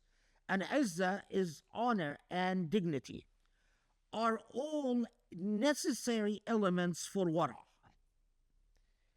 Wara, like taqwa, but taqwa, as Cheyenne had explained in his khutbah, is to avoid all evil in all its forms. Wara is being constantly God conscious. In Ihya Ulumuddin, in theological works, but especially in Sufi works, a great deal of time and energy and practice is spent in underscoring that real wara, real God consciousness, being ever aware of God's mastery and God's sovereignty, which is necessary for wara, being ever aware of God's presence and the impossibility of God's absence, is not possible unless you avoid zul and you embrace izzah. So that is why you'll find in theological works a great deal written in the Islamic tradition about servants of kings or servants of tyrants. The servants of tyrants, it is impossible that they would have wara. Why is it impossible that they would have wara? Because their relationship to power is skewed. For them, it is not God who is all-powerful, but it is a human being who they see as controlling their fate that is all-powerful. I add, this is from me, this is not from Ibn Ata, but I add to this is why, in my view, unless my teacher, Sheikh Muhammad Ghazali, used to say all the time that in order for Muslims to have izzah, to have true sense of dignity, they cannot be disempowered. If you are disempowered, your relationship to the concept of izzah is skewed. And when I get a question like the question we got at the beginning of the halaqah, I actually see how the extent to which Sheikh Ghazali was right, precisely. Because what I add, when I repeatedly growing up see Israeli airplanes, Israeli Phantoms in the old days, it was Phantoms, and now F-16s are bomb at will. When I see a country like Iraq, for instance, after being, the best universities were in Iraq before the American invasion of Iraq. The best universities were in Iraq. The best museums were in Iraq. The best kept manuscripts were in Iraq. The best kept historical remains, the preservation of historical remains were in Iraq. And you see this country reduced to rubble through American air power in a matter of weeks. As a Muslim, how can I relate to Izzah? When I see Israeli planes bomb Iraqi nuclear reactor, bomb Iranian positions, Iraqi positions, Syrian positions, Egyptian positions, Palestinian positions, Lebanese positions, for years, the years of my life, from the time I was a child, listening to the news to this very day. And I rarely would hear about shooting down an Israeli plane. How do I relate to Izzah? These are real, honest questions. We can't pretend that it doesn't affect us. Of course, this is what we see in this question. Of course, it affects our needs, but in order for me to live in a world in which I can feel as a Muslim, my very relationship to power has to change. And my very relationship to justice has to change. And my very relationship to the idea of self-determination has to change. Anyway, because otherwise, when we read al-Izzah lillah wa li-rasuli wa lil-mu'mineen, what does that really mean? What does it really mean? None of us feel Izzah with what is going on in Gaza. And in fact, far from it, we feel dhul. And I would even dare to say, any Muslim that today that doesn't feel dhul, humiliation and degradation with what is going on in Gaza, something is wrong with them. They in my view, they're hardly a Muslim. In my view, if you don't feel dhul with what is going to Gaza, you're not a Muslim. But I need Izzah. I need it as a Muslim for my Iman. And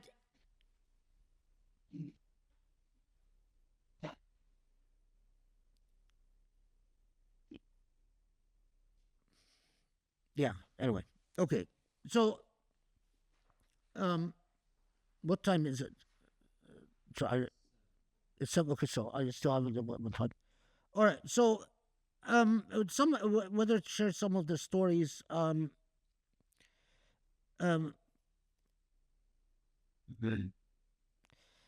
mean, there is okay. So, which stories to share?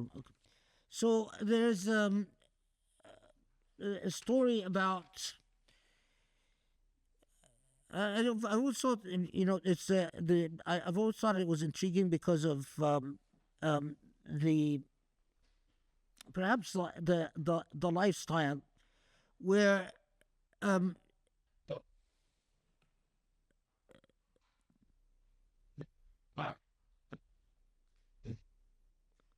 Right. that I believe it was Ibn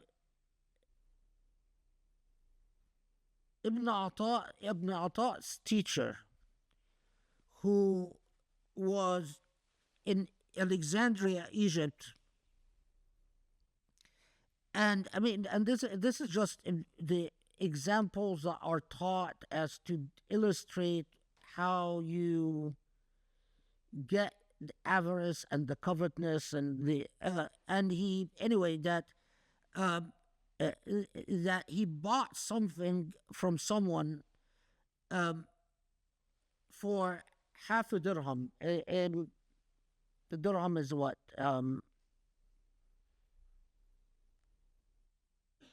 doesn't matter. It's a silver, a silver coin, but I mean, let's say the equivalent of a dollar. And that he thought to himself, uh, I thought to himself, I wish this person would not take the money from me and would simply let me have what I bought for free. So, in other words, I wish that he would just, and that when he, in some reports, that he hears a voice telling him that this is an example of wrongful avarice, or this is an example of uh, wanting, coveting, and a coveting that leads to dhul. In other reports, that he reflects upon it later, and that he realizes that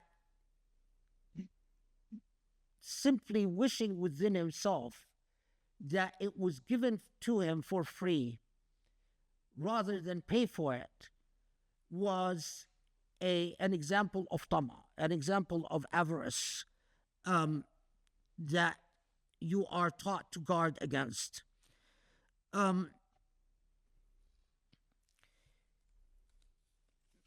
This is a small one. Let's see if I noted anyone else. An example of Izza is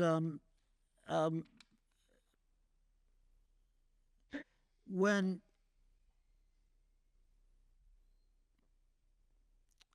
I don't think I don't this book doesn't say, I don't remember who it was who was giving money to poor people in the mosque, and he wanted to discover someone who is worthy of becoming his student. And so he would give each person their hasana with the refrain, khudh la lak, the refrain, take this, but it is not for you. Most all people, everyone that he gave the hasana to, he gave the money to, would just take it without comment. I mean, it's a strange refrain. Take this, but not for you. Until he comes upon someone who will become one of his most distinguished students, who he gives them the same thing and he says, take this and it's not for you. And his response was a response of real izzah, because his response was, I take it not from you. Do you get it? That you give it to me and you're telling me it is not for me, reminding me that this money that you're giving me is actually not for me, but in God's sake, for God's sake. And I must remember that. Well, I am reminding you that what you are giving me is not yours. It also belongs to God. So that's one of the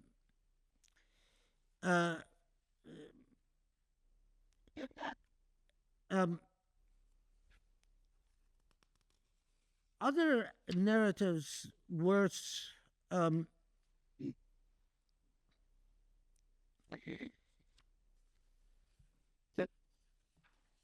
Sheikh Ibn Ashur, let's see.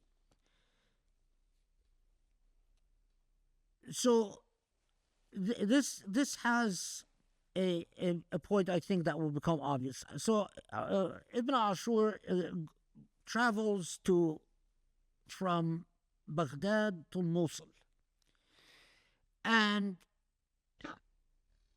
Baghdad and from the path from Baghdad to Mosul, in he's in this travel, he sees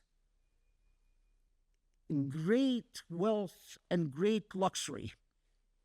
He sees the fanciest buildings, he sees fancy clothes, he sees fancy horses, and so on. And the more he sees, the more he turns away from these material things and rejects them and says, this is not what I want. Then the more he turned away from these material things, and this is of course a symbolic story, it's not a literal story. The more he turned away from these material things, the more what was revealed to him are the palaces of heaven and the great wealth and the great luxuries of heaven.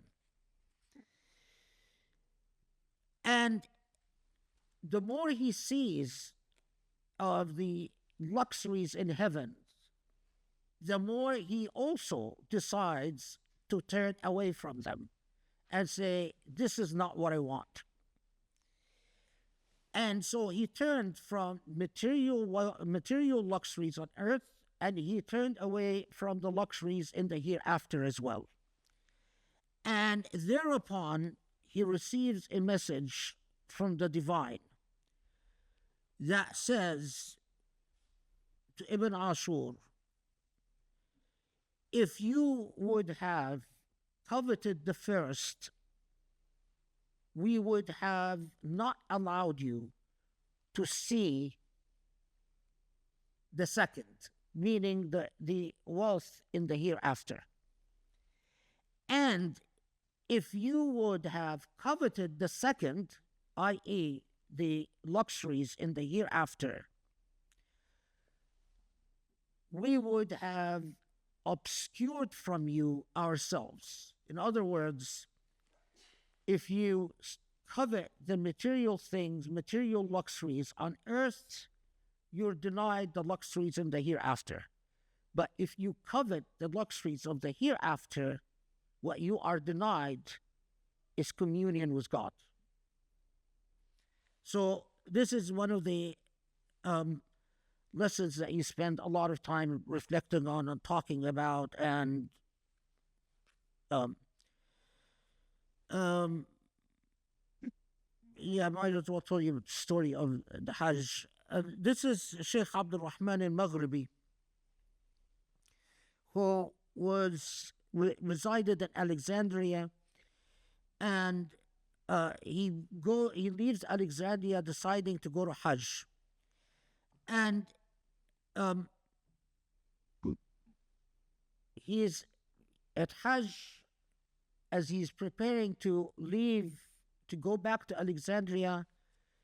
He receives a message, a hatif, that next year he's going to be in Medina again, in Mecca and Medina again.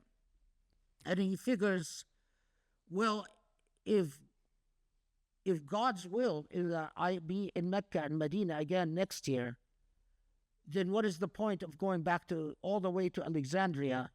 I should just stay near Mecca and Medina for another year. So then it occurs to him, well, why not go visit Yemen? And at least this way I'm close from Yemen. I just come back to Mecca and Medina. And he travels to Aden. And at Aden, he sees a great market, and the market has all types of commodities and merchandise, and he turns away because he's not attracted to any of the material things of this world. But then he sees a pious person put out a rug and walk on water. That walk on water motif is often used in Sufi literature as a symbol of seeing great piety. The truly pious are supposed to be able to walk on water.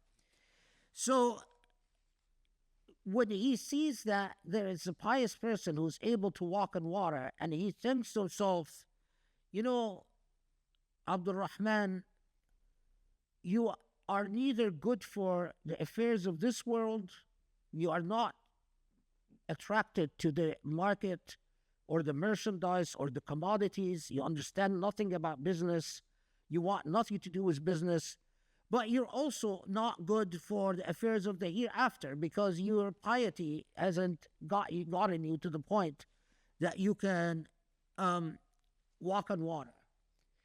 And at this point, he realizes the lesson from this narrative is that God tells him, من لا يصلح للدنيا ولا للآخرة يصلح لنا.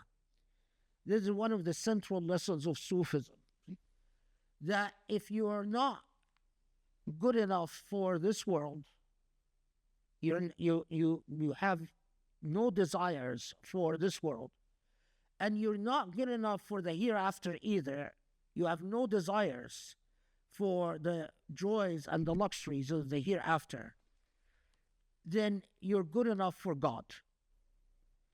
To yaslihu lana, the lana here is God speaking. Then you're good enough for me, God speaking. That to truly elevate to the level of izzah, where your communion is with Allah subhanahu wa ta'ala, that you conquer your tama, you conquer your avarice, you conquer your covetousness, whatever you covet, your greed, not just for material things in this world, but even for material things in the hereafter. That's khassatul khassa. That's the ultimate goal, and that's the true izzah. And in fact, in the tajalliyat, and this is I remember from Sheikh Ghazali himself would often mention it, is that the reason that Allah, in the same way that Allah warns you about pleasures on this earth, Allah dangles the pleasures in the hereafter for those who can only conquer their avarice for material things on this earth by carrying over this avarice for material things in the hereafter. But the truly pious conquer all forms of tama for all material things. That it is still a primitive iman, a primitive level of faith, that you seek Allah for any type of material reward whatsoever, but you seek Allah for Allah's self. Okay. We only did one aphorism, but we're just starting the halaqas again. So I'm going to stop here. What time is it? 7. 7 what? 7. Okay. Yeah,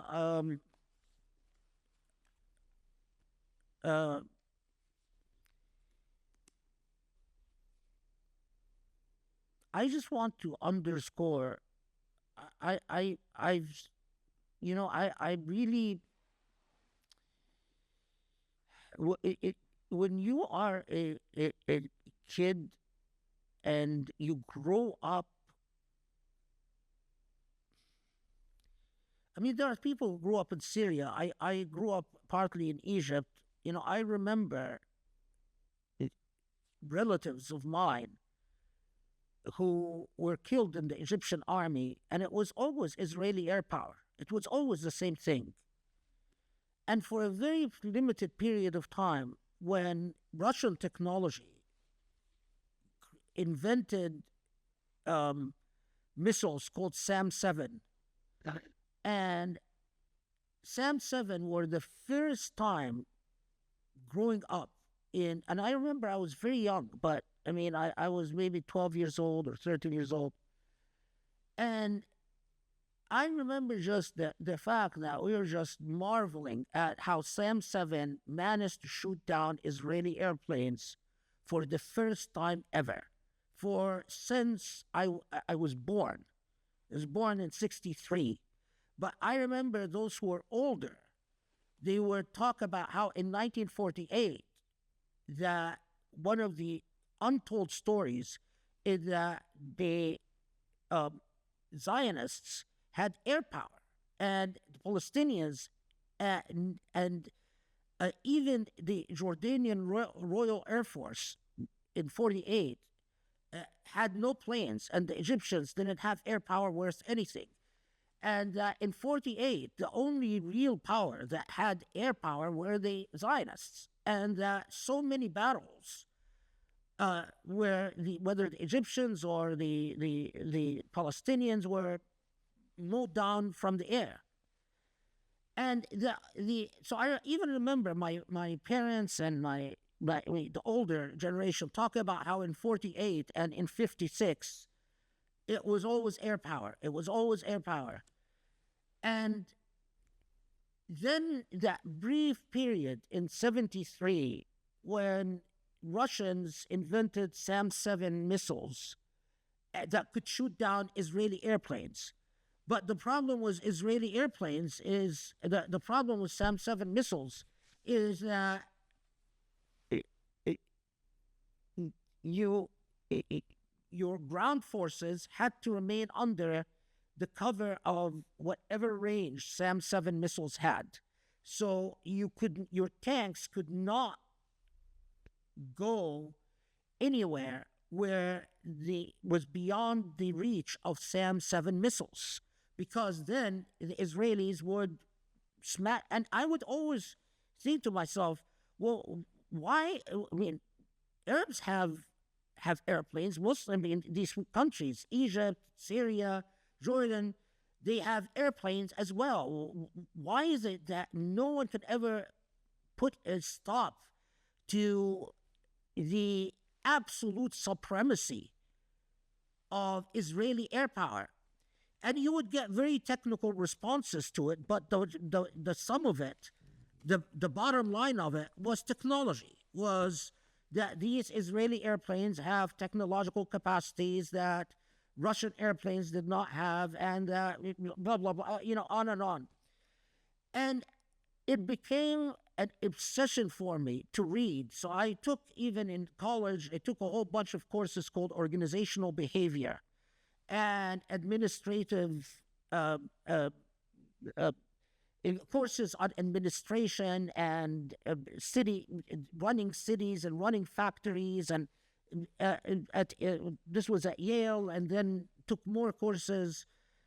Even when I was in graduate school at Princeton, whenever I found courses in city planning or about administration, and the whole point is I wanted to know, what would it take to actually have the type of administrative structure that could yield to scientific progress, that could yield to actually Muslims owning a form of empowerment that would end this long legacy of being inferior and being vulnerable. And the realization that, well, that type of scientific progress is impossible unless you have a well-run economy, you have a well-run college system, you have well-run scientific institutions and research institutions. Unless you can actually retain your scientists don't go all over the world, and unless you can actually encourage scientific research and progress with a high percentage of error and spend a great deal of money, and then started the researching of how many Muslim countries in the world actually do that type of spending on scientific research, or have the type of institutions that can ultimately, this was back in the 80s, and I was thinking maybe in 20, 30 years, ultimately lead to Muslims owning the type of weapon that could put an end to Israeli superiority, because it, it, complete Israeli superiority meant that Israel can do whatever it wants, including the genocide. So it was foreseeable that Israel is eventually going to beat Palestinians into saying, surrender. You have no other choice but to surrender. And unless you stop resisting, we are going to massacre every last one of you. It was entirely foreseeable, because since the 80s, the Israelis have been writing, repeated, like Perez in his autobiography. Perez openly said the only solution is that we transfer the Gazans from Gaza to Sinai. This was in the 90s. And it's in his autobiography. It's not a new thing. And he says, yeah, they'll call it ethnic cleansing, but who cares? We must expel all Palestinians from Gaza to Sinai. Sinai is the alternative home for Palestinians.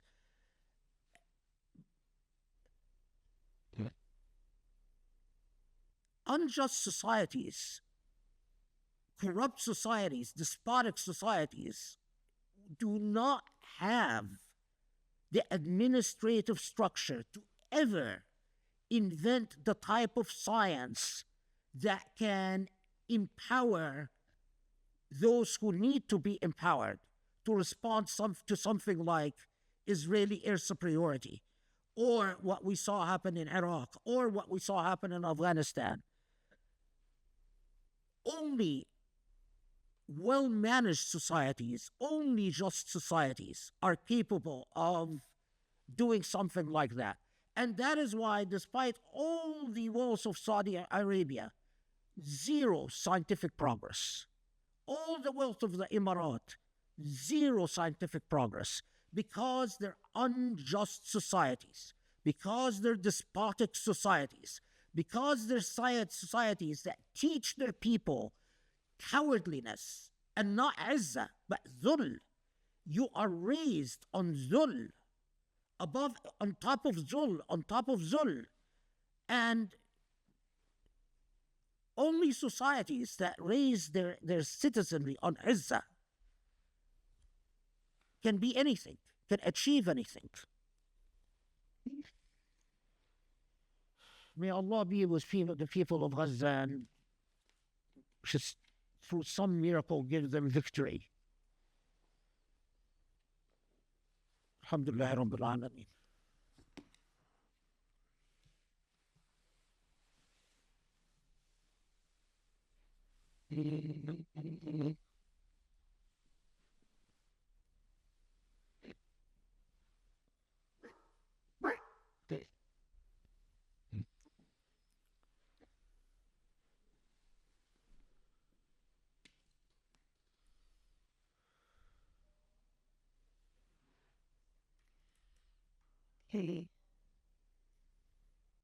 Bismillahirrahmanirrahim. Thank you so much, Sheikh. This was such an important gathering, and it's a perfect way to start this journey again, especially in light of everything with Gaza. This is I often say, like, we get so many messages about the tafsir and how life transforming it is. I noticed that, with Book of Illuminations, we tend to get a lot more people who jump on and watch. And maybe because when people think of the tafsir, it's like, oh, if I start this, it's a big commitment because I don't want to start something that I can't finish, or I have to do all 114. So I noticed that it's a lot easier um, to jump in here. But I want to just emphasize that when you talk about Izza, and even when like Cheyenne was talking about Izza yesterday, what we can do from an individual perspective, and especially during this time, is really if you haven't had a chance to engage in the Project Illumin Tafsir, that is the source of Izza. Everything begins and ends from there. And I will, go to my grave repeating the same thing, sounding like a broken record. But if I could really just encourage you, if you have not started that journey, don't get overwhelmed. Just pick your favorite surah, any surah, pick the first one. Just try it and see how it touches you. Because a lot of people have started on that journey, they figure out what it is, and they're like, oh my God. And then they start binge watching these videos. Um, we're clearly trying to work very hard now to publish them as a book, so more people, are who are scared about watching 500 hours of videos can actually hold it in their hands, and that will be its own very, very special engagement. But if what we're talking about making change now and turning inward, if you are looking for that source of Izzah, it comes from really knowing the beauty that is in the Quran, that you build upon here in the Book of Illuminations, and that you've spent 3 years giving to us as an incredible gift. Yesterday in the khutbah from Cheyenne, he mentioned, we're at a time where we're going to be thinking about this upcoming election. What are we going to do? We should become single issue voters, with regard to what's been happening with the genocide. But it's very clear that this is a long game. I mean, it took a very long time for us to arrive at where we are. And some people might say, well, we should start giving a lot more money to Chuck Schumer to get his attention, as Cheyenne pointed out. But maybe the real answer, as Cheyenne put forward, is to start thinking about finding people who have Izzah and an understanding of Bir, and putting those people, empowering them, and starting to plant the seeds for a real foundation and real growth and real change. And again, it's going to take a long time, but it has to start with individuals. And I just, from everything we've done and seen, it has to start with each of us knowing our Quran. And the only way to really know the Quran, more than just a very shallow English translation, but to really engage these ideas and especially understand what a lot of what Sheikh is saying, like at a much deeper level, is to take that journey with the Quran. It only starts with a single step, a single short video, an excerpt, reading Prophet's pulpit, but engaging this content. And all of us have to do it if all of us are going to change, and change the trajectory of the future. So I just want to keep harping that message, but just try it. Now's the time just to take a small step forward. Thank you so much, Sheikh, for this, wonderful session, and just to give us this nourishment, because I know I've been missing it for the last 6 months. And I think just coming together and talking about everything, hearing your voice of reason and wisdom, is just so comforting. And knowing that even us together, we have a gathering of people who care and who value this thought and believe in it. So, and if you can, please, try to help us do more, because we have a lot of really great ideas and a lot of great things we want to achieve, and we just need support and ongoing support. Certainly, this Tafsir project will take 10 years to publish. We want to make sure we can continue to run our operations and grow. So thank you so much, everyone. Again, check out our Launch Good campaigns, where you can just donate on our website. There's a lot of information, to make it easy. Also join us for Taraweeh prayers. We are on our live channel every night at 9:30.